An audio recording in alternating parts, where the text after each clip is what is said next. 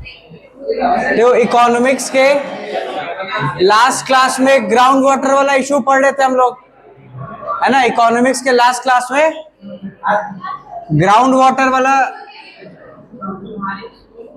Part पढ़ रहे थे ना हम लोग, जो सस्टेनेबल डेवलपमेंट से रिलेटेड था। बीएमआई निकालिए ना, सही आ रहा है ना, बिल्कुल गुड, नॉर्मल है ना, बहुत अच्छे है, नॉर्मल होना चाहिए, है ना। देखो सस्टेनेबिलिटी ऑफ डेवलपमेंट पढ़ रहे थे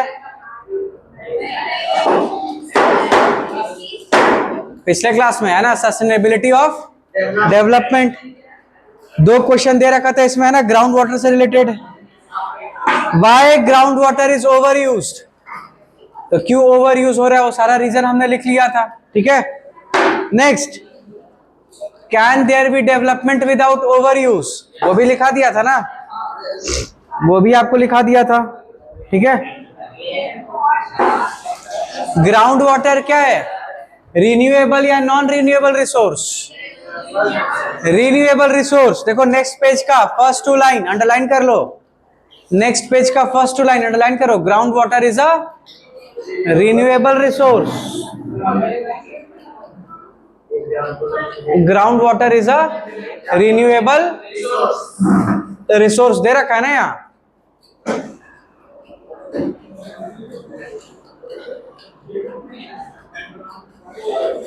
नेक्स्ट देखो, नेक्स्ट जो राइट साइड वाला पैराग्राफ है, वहां देखो नॉन रिन्यूएबल रिसोर्सेज के बारे में बता रखा है, उसको भी ब्रैकेट में डालो। नॉन रिन्यूएबल रिसोर्स क्या होता है?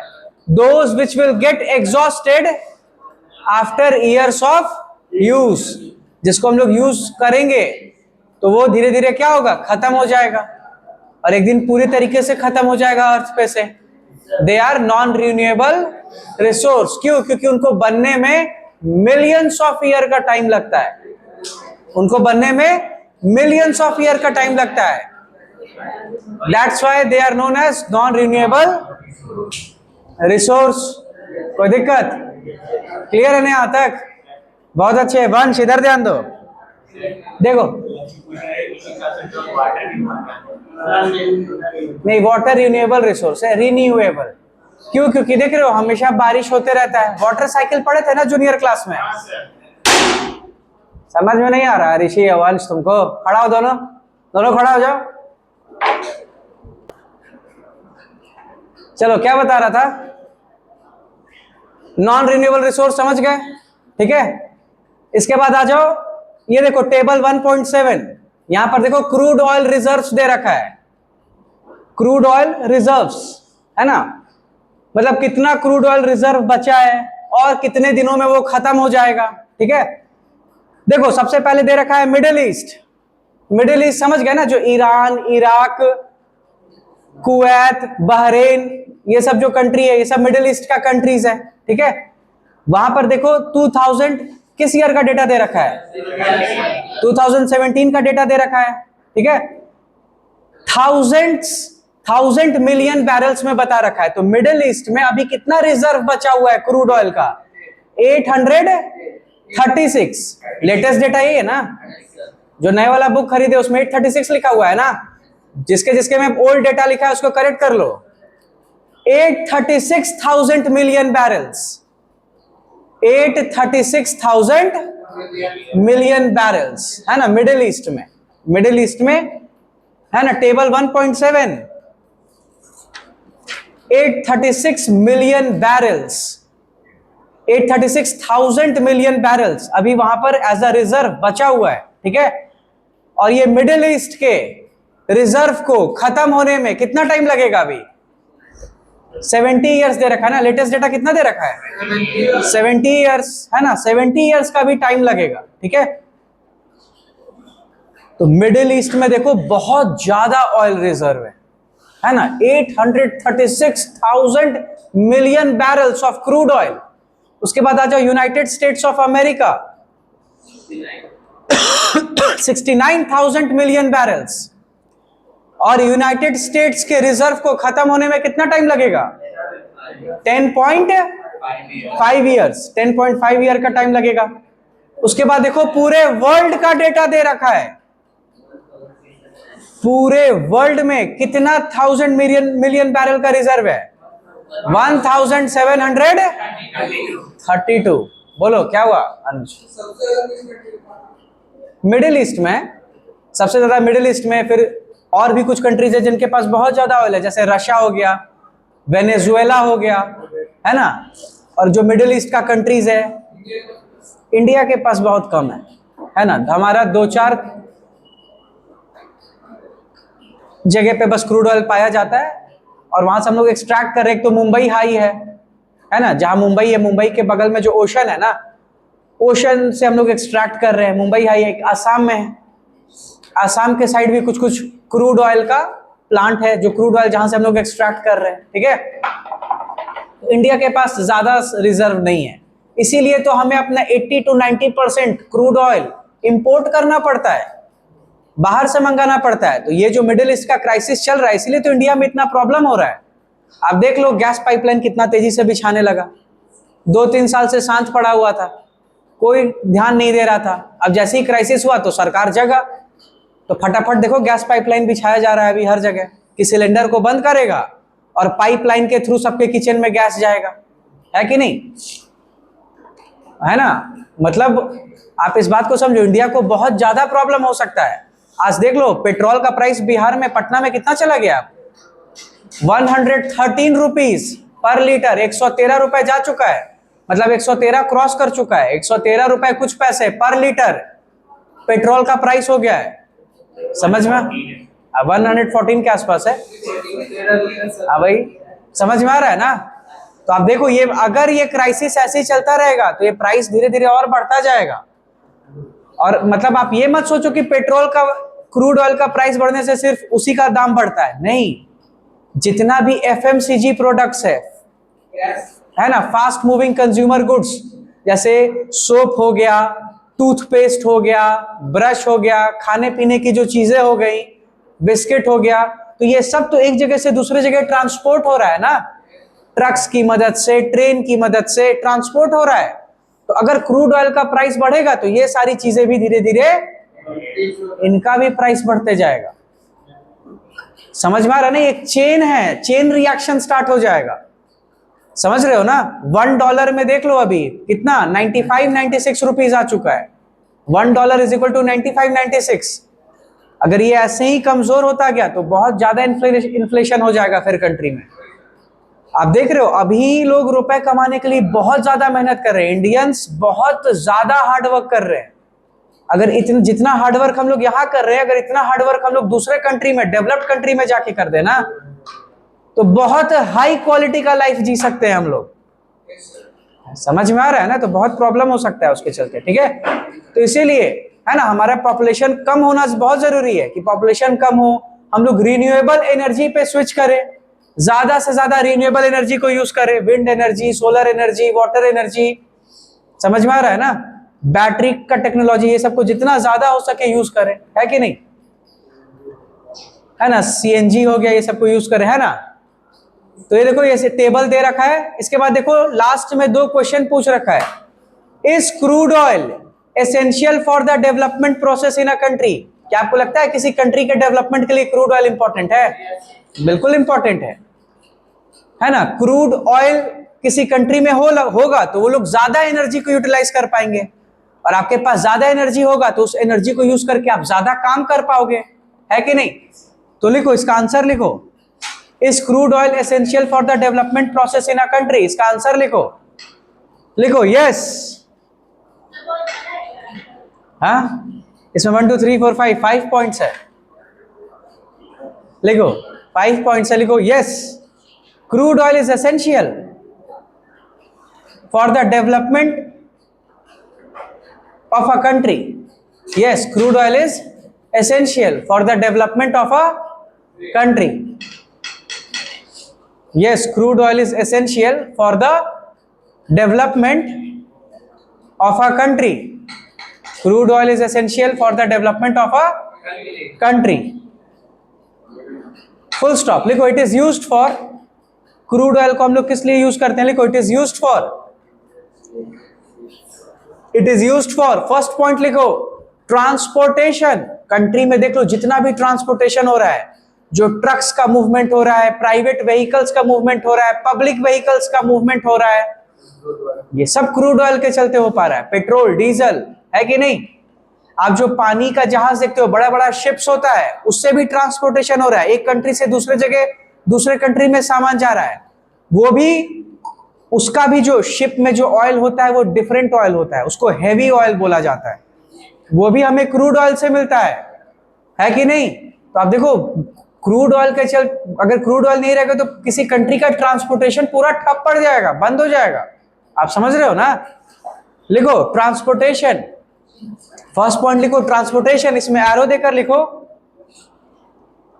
लिखो लिखो fuel, fuel like, fuel FUEL, fuel like petrol and diesel, fuel like petrol and diesel is necessary for vehicles, है ना? आपको पता है ना, हमारे प्राइम मिनिस्टर ने भी हमारे कंट्री को बोला है ना कि हमें बहुत हिसाब से पेट्रोल यूज करना है। अगर आपको लग रहा है कि नहीं कुछ इंपॉर्टेंट है, तभी आप अपना व्हीकल यूज करो, है ना? नहीं तो आप इस बात को समझो, ओवरऑल प्रॉब्लम हमें ही हो जाएगा फिर लॉन्ग रन में। अब क्या कर सकते हैं, हमने इस सिचुएशन में अपने आप को फंसा लिया है। तो अब ऐसा सिचुएशन चल रहा है, क्राइसिस वाला सिचुएशन चल रहा है। अब अगर प्राइम मिनिस्टर अपने स्पीच में इस बात को बोल रहे हैं तो आप इसको हल्का मत समझो, कुछ बहुत बड़ा क्राइसिस है, तब उनको ऐसा आकर बोलना पड़ रहा है ना? और वही चाइना ने उल्टा क्या किया है, चाइना इतने सालों में वो अपना एनर्जी सिक्योरिटी को स्ट्रांग करता गया। समझ में आ रहा है ना? चाइना ने रशिया से पाइपलाइन बनवा लिया, रशिया से चाइना तक डायरेक्ट पाइपलाइन आता है क्रूड ऑयल का। हमारे इंडिया का पड़ोसी है म्यांमार, म्यांमार से डायरेक्ट पाइपलाइन जाता है चाइना, मिडिल ईस्ट कंट्री से डायरेक्ट पाइपलाइन चाइना जा रहा है। आप समझ रहे हो ना? वो इतने सालों में ये सब समझ रहा था, वो जियोपॉलिटिक्स, आप इस बात को समझो, हर कंट्री का अपना थिंक टैंक होता है, वो 50 साल 100 साल आगे सोचने का उनका काम होता है। उनका काम होता है कि दुनिया का जियोपॉलिटिक्स कैसे कैसे चेंज हो सकता है, तो हम लोग कैसे कैसे प्रॉब्लम में फंस सकते हैं। तो वो लोग यही सोचता है कि हमें 50 साल 100 साल आगे का सोचकर चलना है, वर्स्ट सिचुएशन, अगर कुछ वर्स्ट हो जा रहा है तो हम लोग अपने आप को कैसे बचाएंगे। हर कंट्री का अपना थिंक टैंक होता है, और ये थिंक टैंक सिर्फ गवर्नमेंट बॉडी नहीं होता है, दुनिया में बहुत बड़ा बड़ा थिंक टैंक है जो प्राइवेट थिंक टैंक्स है, प्राइवेट बॉडी है वो सब। गवर्नमेंट उनको हायर करता है कि आप हमारे लिए आगे का प्लान बनाइए। आप सर्च करना नेट पे, आपको ऐसा थिंक टैंक सब बड़ा बड़ा कंपनी मिलेगा। समझ में आ रहा है ना? तो वही है कि इंडिया को भी ध्यान देना था अपने एनर्जी सिक्योरिटी पे लेकर, लेकिन हम लोग इसमें थोड़ा पीछे रह गए, है कि नहीं? तब आज ये क्राइसिस हो चुका है। तो अब तो अगर अब इस क्राइसिस में आ गए तो अब जो प्राइम मिनिस्टर बोल रहे हैं उनके बात को हमें सुनना पड़ेगा, वो जो बोल रहे हैं हमें करना पड़ेगा, नहीं तो लॉन्ग रन में हमें ही प्रॉब्लम होगा फिर। समझ में आ रहा है ना?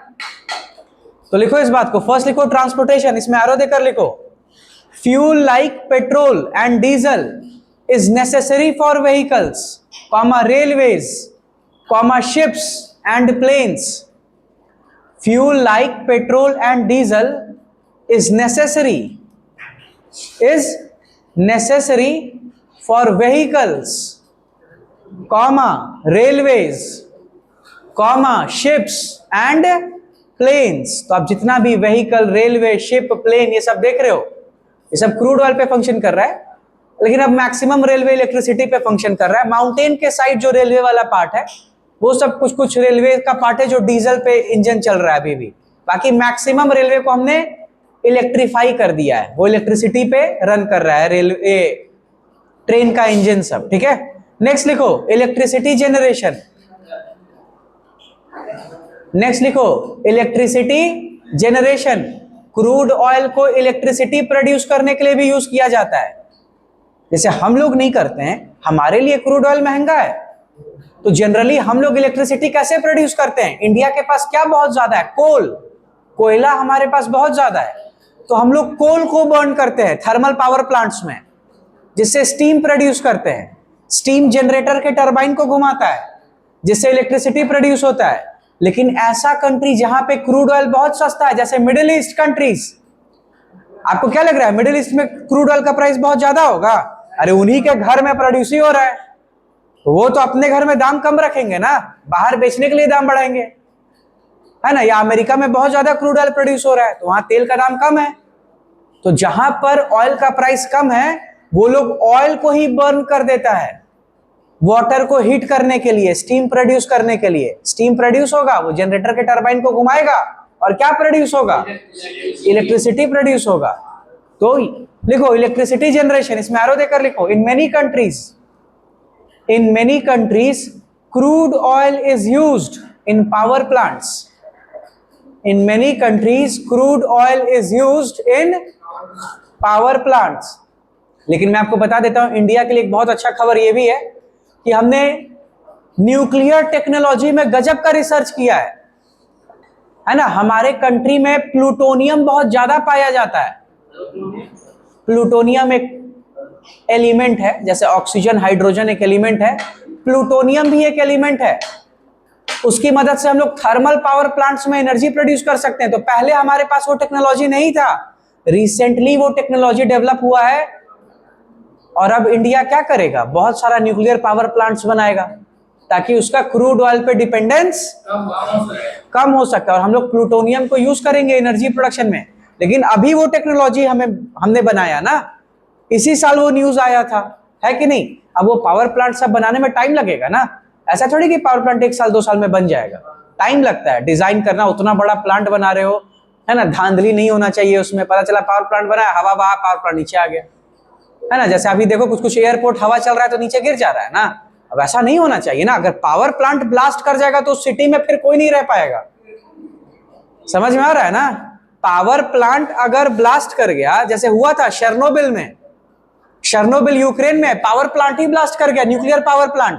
अब उस सिटी में कोई नहीं रहता है, पूरा सिटी खाली हो गया। जापान में 2011 में ब्लास्ट हुआ था, Fukushima, 2 nuclear power plant blast कर गया। अब उस सिटी में कोई नहीं रहता है, उस सिटी खाली करना पड़ जाता है अगर वो डैमेज हो गया तो। आप समझ रहे हो, रेडिएशन के चलते। तो बहुत ये डेलिकेट है टेक्नोलॉजी, बहुत। और पावर प्लांट में जो हम लोग फ्यूल यूज करेंगे तो उसका जो बाई प्रोडक्ट बनेगा वो भी बहुत हार्मफुल होता है, उसको बहुत सही तरीके से डिस्पोज करना पड़ता है, नहीं तो वो इन्वायरमेंट में गजब का पोल्यूशन फैला देगा। समझ में आ रहा है ना? ये सेकंड पॉइंट लिख लिया ना, electricity generation. In many countries crude oil is used in power plants. Next लिखो third point, industrial development. Industrial development लिखो इसमें। बहुत सारे इंडस्ट्री में as a raw material use होता है क्रूड ऑयल। समझ में आ रहा है ना? ये जो आप ठंड में लिप बाम लगाते हो, वैसलीन, वो कैसे बन रहा है? क्रूड ऑयल से बनता है वो वैसलीन। हम लोग जो बहुत सारा प्लास्टिक जो यूज कर रहे हैं, प्लास्टिक, पॉलीथीन, ये सब कैसे बन रहा है? क्रूड ऑयल से बन रहा है ना? विमेन जो बहुत सारा कॉस्मेटिक का सामान यूज करती हैं, वो सब कैसे बन रहा है? क्रूड ऑयल से बन रहा है। समझ में आ रहा है ना? फर्टिलाइजर बनाने में भी किसका यूज हो रहा है? क्रूड ऑयल का यूज हो रहा है। तो लिखो इस बात को, लिखो ऑयल इज यूज्ड, लिखो crude oil is used as a raw material. Crude oil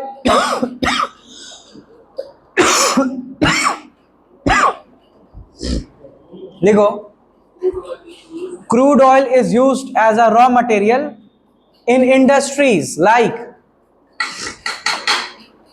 crude oil is used as a raw material. Crude oil is used as a raw material in industries.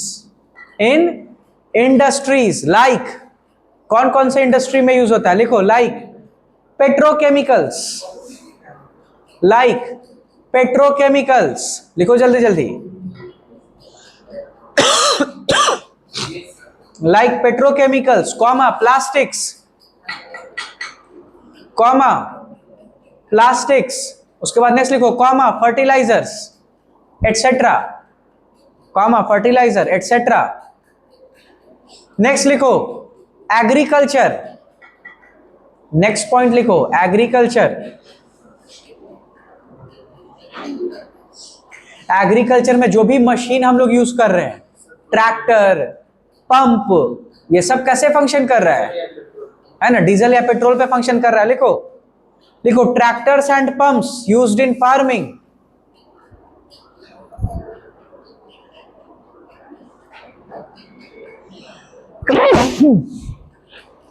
लिखो, tractors and pumps used in farming, tractors and pumps used in farming often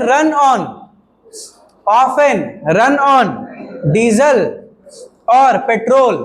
लिखो Anuj, tractors and pumps used in farming often run on diesel और petrol. लिख लिया ना यहां तक? Next point लिखो,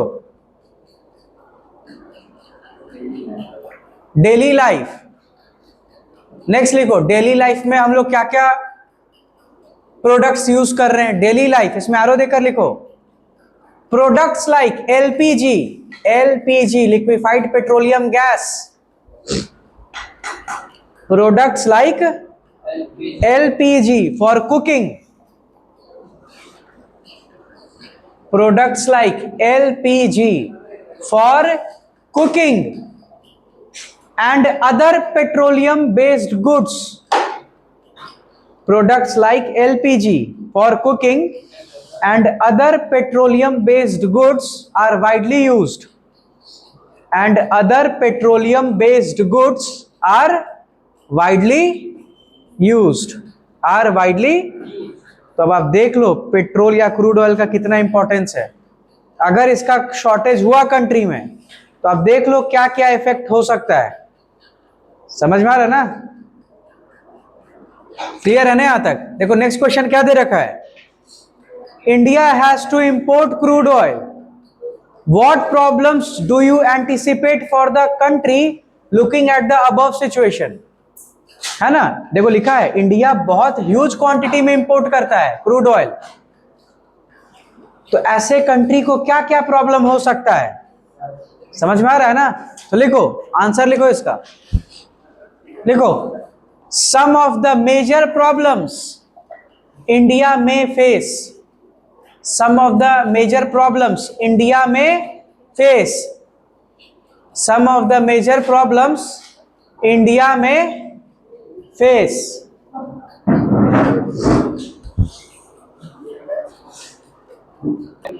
लिखो some of the major problems India में फेस, और अभी आपको जितना प्रॉब्लम लिखाऊंगा वो सब प्रॉब्लम हम लोग फेस कर रहे हैं।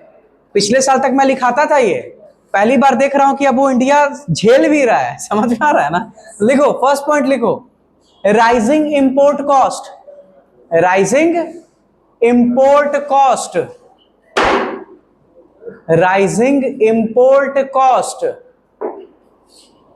Rising import cost. Import cost मतलब हम लोग इंडिया में बाहर से जो सामान मंगा रहे हैं उसका प्राइस बढ़ते जा रहा है। देख लो क्रूड ऑयल का प्राइस बढ़ रहा है कि नहीं? अब क्रूड ऑयल का प्राइस बढ़ रहा है तो बाकी सामान का भी प्राइस बढ़ते जाएगा। समझ में आ रहा है ना? देखो राइजिंग इंपोर्ट कॉस्ट, लिखो इसमें आरो देकर लिखो, लिखो as oil reserves shrink globally, as oil reserve shrink globally,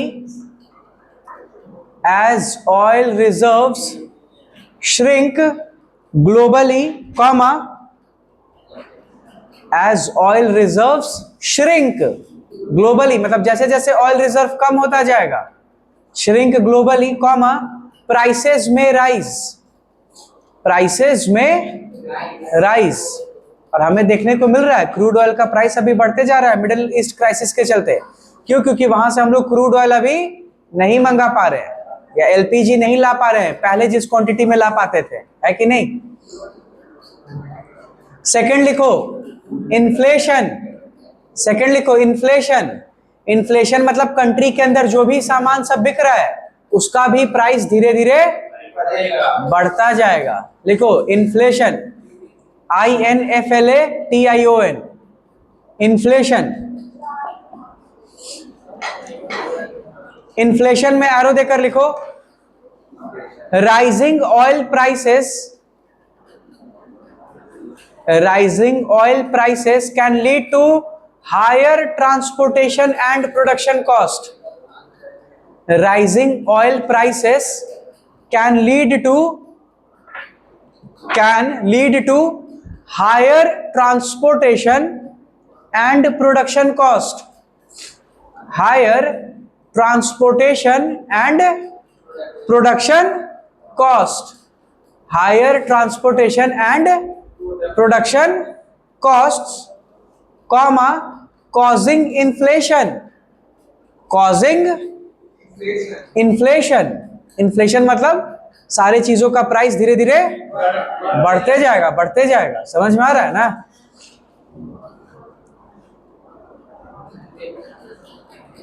आप देखना, आप कई चीज नोटिस करना, घर में आप जाके अपने मदर फादर से डिस्कस करना कि ऐसा कौन सा डेली मर्रा का सामान है जो आप मंगा रहे हैं जो आज से 6 महीने पहले जिसका प्राइस कम हुआ करता था और जिसका प्राइस अब बढ़ गया है। हाँ बोलो।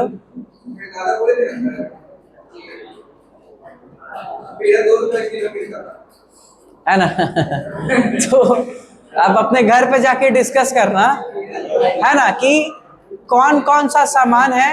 आप सिर्फ घर का ही सामान नहीं, आप देखना अगर आपके घर में कोई मेडिसिन यूज कर रहा है, जैसे शुगर का मेडिसिन, बीपी का मेडिसिन, आप देखना उसका भी प्राइस बढ़ते जा रहा है ना? हर 5 महीने 6 महीने पे प्राइस बढ़ते जा रहा है। आप देखना शैम्पू का प्राइस, सोप का प्राइस, अगर आपके पास कोई शैम्पू का डब्बा है जो आज से 1 साल पुराना है, आप उस पे प्राइस देखना और नए वाले डब्बे पे प्राइस देखना, बढ़ रहा है ना? हाँ, तो this is known as inflation. ये धीरे धीरे आप देख रहे हो ना, प्राइसेस बढ़ रहा है। मैगी का प्राइस बढ़ गया, कितने का हो गया है ना? मैगी बहुत पहले खाया करते थे, अभी छोड़ दिए खाना। हाँ, बढ़ गया ना? देखो ऐसे ऐसे प्राइस बढ़ते जाएगा, समझ में आ रहा है ना? आप घर पे डिस्कस करना है। नेक्स्ट लिखो, और क्या प्रॉब्लम हो सकता है? थर्ड लिखो, vulnerability to global politics. Vulnerability, vulnerable, India vulnerable हो जाएगा। वल्नरेबल मतलब हो सकता है ग्लोबल पॉलिटिक्स के चक्कर में हमारे कंट्री का हालत खराब होता जाए।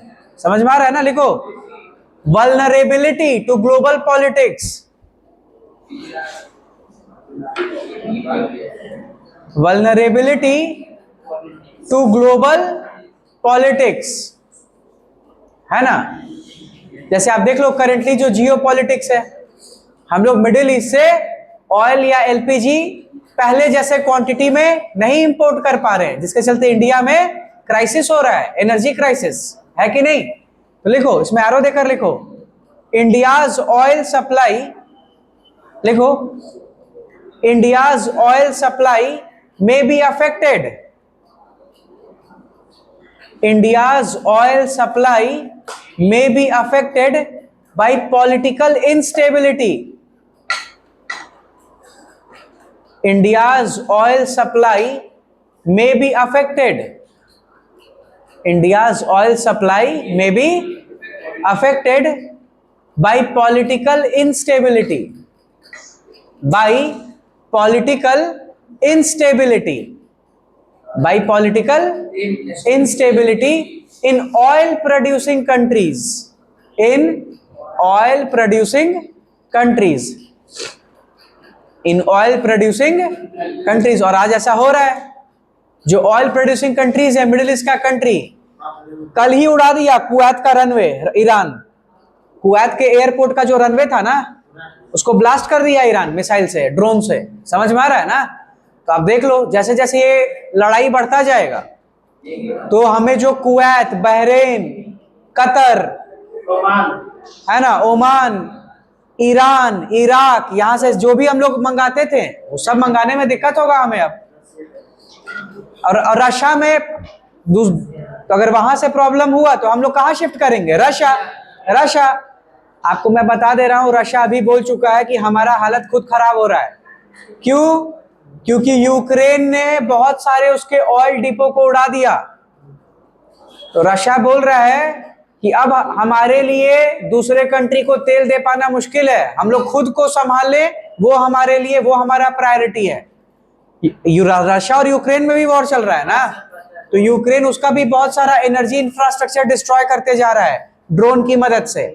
आप देख रहे हो जैसे जैसे वर्ल्ड में ये केओस बढ़ेगा तो चेन रिएक्शन स्टार्ट होगा, और एक दिन वो केओस जो वहां चल रहा है, जिसके लिए यहाँ के लोग आवाज नहीं उठा रहे हैं, वो केओस हमारे तक भी पहुंचेगा फिर एक दिन। और जिस दिन हमारे तक पहुंचेगा तो हो सकता है कि हमारा कमर का हड्डी टूट जाए। फिर समझ में आ रहा है? लिखो, वल्नरेबिलिटी लिख लिए ना। इसके बाद फोर्थ पॉइंट लिखो, एनर्जी सिक्योरिटी। एनर्जी सिक्योरिटी इसमें लिखो, sorry energy insecurity. Energy insecurity लिखो, फोर्थ पॉइंट एनर्जी इनसिक्योरिटी। ठीक है, इसीलिए है ना, जितना कम से कम हो सके पेट्रोल डीजल इस्तेमाल करो सब, जरूरत के लिए, है ना। देख रहे हैं साइकिल खरीदना पड़ेगा हमको भी। एनर्जी इनसिक्योरिटी इसमें आरो देकर लिखो, depending on other countries for energy is risky for national security. Depending on other countries for energy